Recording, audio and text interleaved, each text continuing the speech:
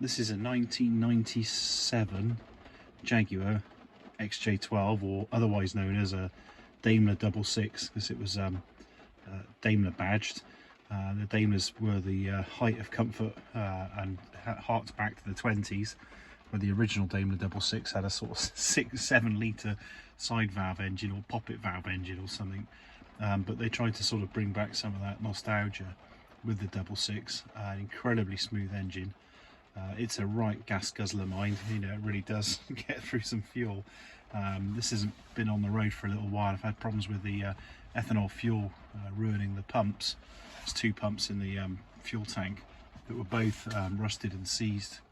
I've replaced them. That was not a pleasant job. They're deep in the fuel tank, and you've got to take the back shelf apart and cut a hole in it for access and everything else. But it does run now again.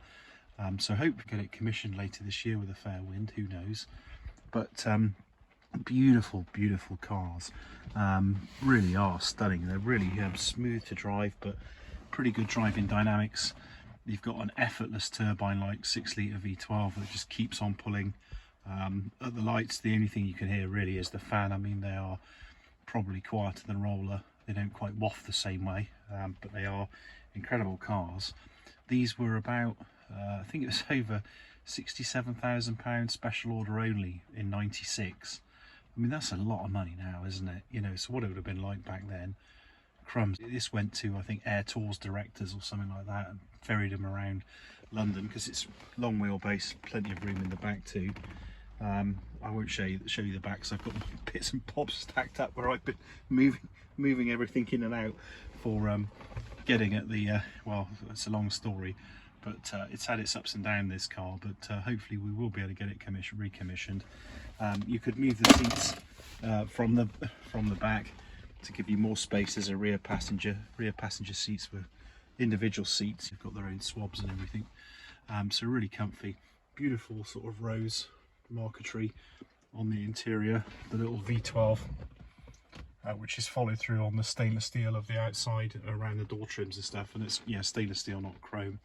These had stainless steel exhaust pipes as well. Stonking V12 or aluminium, taken to 6 litres by then. I know on a Jaguar enthusiast run, an old boy turned up with one of these when they were blasting up and down a runway. You could pay on the day, and they were astonished that it got 160 miles an hour.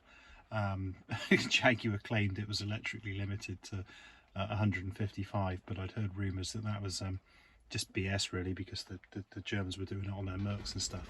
So Jaguar didn't want to look like they were not doing it, but they never restricted them. So yeah, a really interesting car if you like these old Jags. They are lovely, and if you've ever been in a Jag, pace, space and grace, there's the 3 things that this car really does well. You know, it can go, but it's also raceful, very quiet, and there's loads of space in it. It's a beautiful place to go if you can cope with the sort of 13 miles per gallon that it'll do on a run if you're just driving it spiritedly. Once in a while, 20 quid's worth of fuel, it's not going to break the bank. You wouldn't want to use it as your daily driver, that's for sure. I think the ozone layer would be much appreciative of that. But there you are, that's tonight's video.